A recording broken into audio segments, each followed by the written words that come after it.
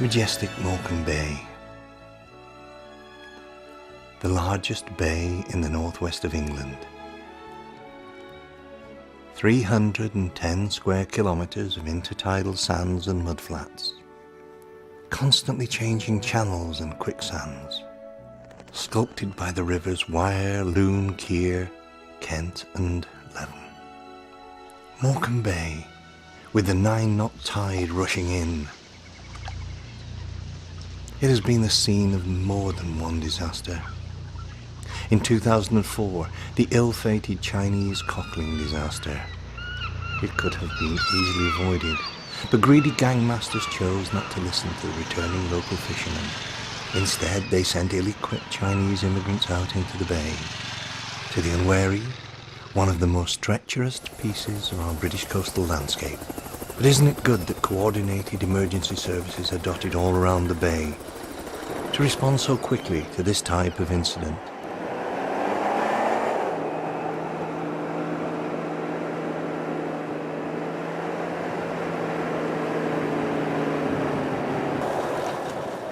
But Morecambe Bay is also famous the world over for its seafood. A garden of seafood. Flatfish, salmon, trout, mussels, cockles, and above all, shrimps. It's very early on a cool summer's morning. The dawn chorus has sung its last note. The sun is creeping into the clear blue sky, bearing promise of a fine day ahead. That's important for Michael, whose first priority is to search in the cabbage patch for his dog, who seems to know that his master's going to leave him alone for the rest of the day. Michael's second priority is to check his rust bucket of a Leyland tractor, to see that he's got all his boxes and rope for the day's work ahead. Yesterday, he fixed a very leaky radiator. Good enough for today, he hopes. But just in case it boils over again, he's taking a full container of water. Through historic Flookburgh, and down the mile road to his trailer. He checks his ropes and nets. Oops, there's a bit missing. But as he's part of a close-knit community, he borrows a piece from another trailer. That one isn't going out today. His friend Jack joins him. A friend, but also a friendly rival. Competitors perhaps, but always there when help is needed, because that's what it's like in this community. You see, Michael is a third-generation shrimper, a man of the sands. When he goes 6 miles out into Morecambe Bay, he simply says he's going to work, crossing sands. I chose to go in the job because I've always done it as a lad. From my father, my grandfather had done it, and it was something I loved. And there's no money, you're never going to make a fortune, but you don't go to sand to make money, you go to sand for the love of the job.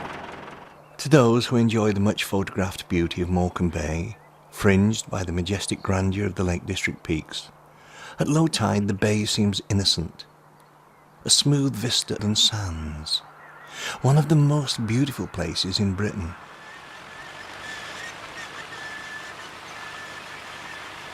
Travelling across this, a seemingly endless expanse, using expert knowledge of the tides and safe routes learnt from fathers and grandfathers, you soon notice that the whole surface is covered in wave-generated ridges of sand. It's like driving over the white rumble strips on the edge of a motorway, but much more uncomfortable, especially if you're on a tractor with only one seat. And yes, that's reserved for the driver. It's also amazing how many streams and rivers you drive through, the sun glinting off the fine sand-encrusted spray. Except for our tractor sounds, because Jack's not far away. There's silence.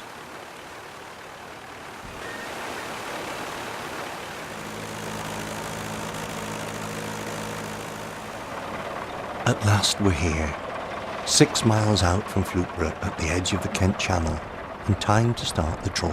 Right then, we've been out this morning shrimping, and we take what we call a trailer or a chassis, and on that there's 2 nets what are 14 foot long. We're allowed 30 foot of beam, that's all you're allowed, and then we have a rope and we set the steering on the trailer into the channels and we pull it with a tractor. And you want to be in the river, close to the run, but not too far into the run and not too far away from the run. The shrimps follow the side of the run, so there's a bit of an art to it.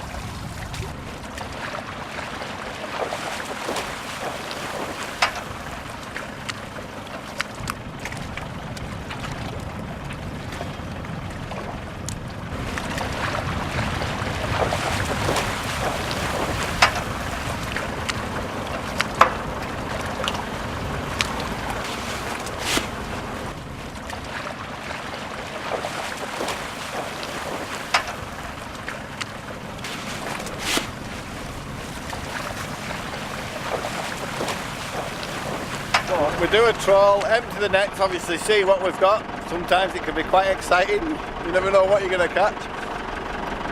See how much muck, crabs, everything else, and then either go back up and go down the same place again if you've done alright. If you've done no good, you can move to somewhere else and try again.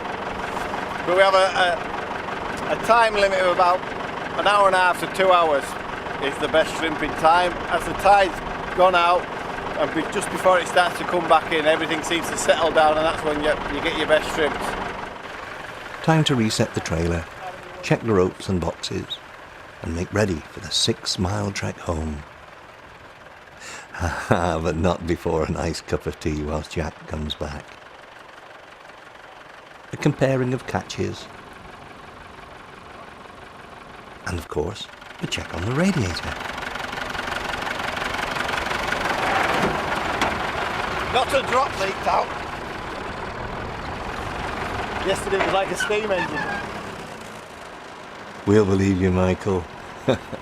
Now it's time to speed home before the incoming tide fills up the channels. It's the river channels that fill first. And if there's been heavy rain for a few days before, they can still be heavy with the floodwater from the fells. It's a unique perspective as we speed back to the Flookburgh shore. Everything looks so different. Michael is so relaxed in his driving. Well, he's done it many times before. But how do Jack and Michael know just where to drive? They don't travel in a straight line, but sweep around imperceptible signposts, missing quicksand, and crossing at invisible river fords where the water is somehow at its shallowest. You only know this if you're a true man of the sands. At a brief stop at Humphrey Head, that promontory of limestone over 2.5 million years old, with its holy well possessed, so they say, of magical healing powers, Michael reflects on his day. My family's been shrimping for generations now, and we've basically been out today 6 miles into the bay to catch our shrimps, and then we're going to go home now and boil them and process them, and then later on this afternoon we'll get picked, and then we'll sell them on our market stall tomorrow.